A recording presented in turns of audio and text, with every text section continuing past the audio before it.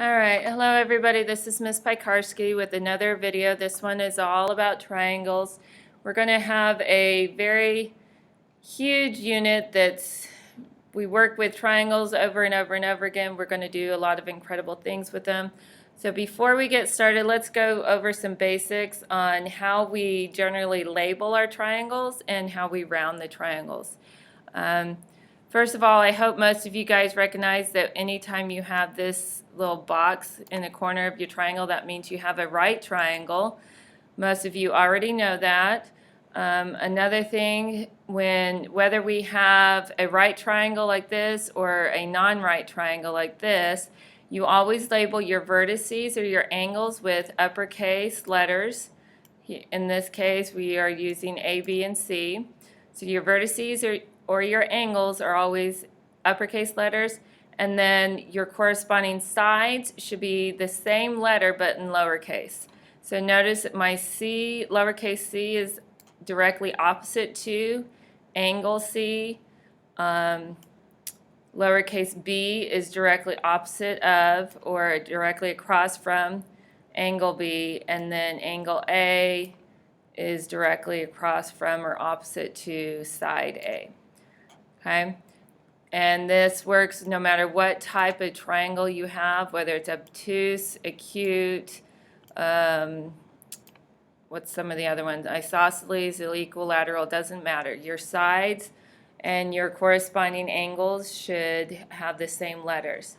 Okay, another thing you should know when you're finding the length of your sides or the degree of your angle, on the side lengths you want to round to 2 decimal places if you have to do any rounding, and then on an angle you need to round to 1 decimal place on the degree. Okay. Also, most of you have realized that this is not in your notes. You should go ahead and jot these notes down. All right, so let's get started by looking at some of our special triangles and the Pythagorean theorem. Everybody knows the Pythagorean theorem and knows how to use it. A squared plus b squared equals c squared. A lot of times when you're using this to solve right triangles, you start with 2 sides and you are looking for the other side. Okay? However, in some cases, you actually only need 1 side length, and then you can find the other 2 side lengths. Those special cases are when you have a half of an equilateral triangle and when you have half of a square. Okay? These are also called 30, 60, 90 degree right triangles, or 45, 45, 90 right triangles. So what you do is, if you know the shortest side is x, it could be any number, but if you know the shortest side, then the longest length, the longer leg, you're just going to multiply by the square root of 3. The hypotenuse gets multiplied by 2. So you start with x in all 3 cases. The hypotenuse you multiply by 2. The longer leg gets multiplied by the square root of 3. So this is for every 30, 60, 90 degree angle, or triangle, Now with the 45, 45, 90 degree triangles, if one leg length is x and the other leg length is just going to be x as well. And then the hypotenuse, you're multiplying x by the square root of 2. Those are always what you will do if you have a 45 degree triangle or a 30, 60, 90 degree triangle. All right, so from doing this, you should realize that when you have 30, 60, 90 degree triangles or 45, 45, 90 degree triangles, no matter what the side lengths are, they are all going to be similar, and you're going to get ratios that are in proportion to each other. So no matter what, if you have the length of your short leg to find the long leg and the 30, 60, 90 degree triangle, you're going to multiply by the square root of 3. This is what the approximate decimal would be. I want you to use the square root of 3. Do not plug in times 1.732. That'll give you a rounded answer. I want your answers to be as exact as possible. If you know the hypotenuse and you're looking for the short leg, you multiply by 1/2. If you know the hypotenuse and you are trying to find the long leg, you're going to end up multiplying by square root of 3 divided by 2. Okay, and then for the 45, 45, 90 triangle, if you know the hypotenuse, you can multiply by the square root of 2 divided by 2, or if you know the leg, you multiply by 1, or just one leg is the same as the other leg. Okay, so this might look a little bit confusing, and this might be a little bit confusing because it didn't look like this is what we multiplied by. But let's look at it again. I multiplied by the square root of 2 and divided by 2 for the 45, 45, 90. So I'll multiply by the square root of 2, divide by the square root, or by 2. And the same thing for my 30, 16, 90. Oops, I erased it already. But what we ended up doing is multiplying by the square root of 3 and dividing by 2. So the nice thing is now you don't have to do that long process and taking up half a page in math work. Just multiply by the square root of 3 and divide by 2. Okay, last thing I wanted to look at is your Sohcahtoa. Most of you know some old hippie caught another hippie tripping on apples, because this is a school setting, we're using the word apples. Let's see, another hippie tripping on apples.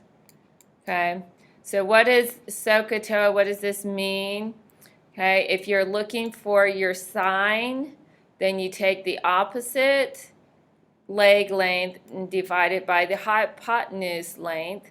If you're looking for cosine, you take the adjacent leg and divide it by the hypotenuse. That's where your A and your H and the O and the H come from.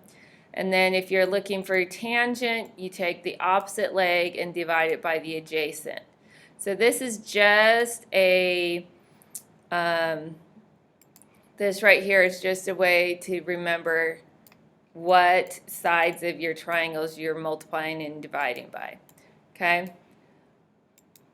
So let's look at our ratios. We get, if I wanted to know sine A, then I want to know what is the sine of this angle.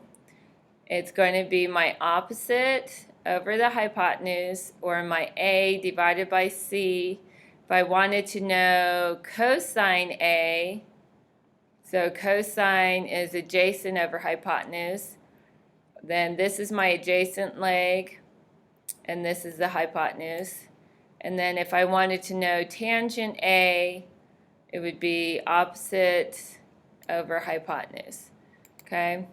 So no matter what trig function you're looking for, sine, cosine, or tangent, anytime you're looking for sine, you're going to do opposite over hypotenuse. Cosine is adjacent over hypotenuse, and tangent is opposite over adjacent. So let's look at our triangle again. Notice we have angle A, angle B, and angle C. Well, what if I wanted to find sine of B and cosine of B?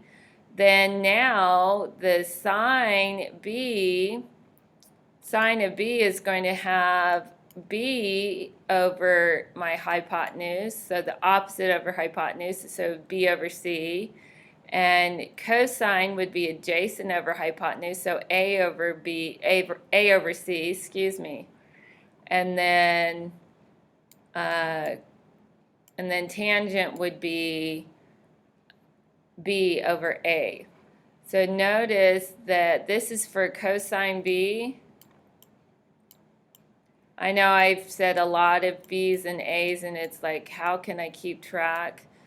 Sorry, this is the capital letter B here, because I'm looking for the cosine of angle B. Notice this cosine of angle B matches or is the same as the sine for angle A. You will find that when you're looking for a sine and cosine and tangent, Sometimes you get the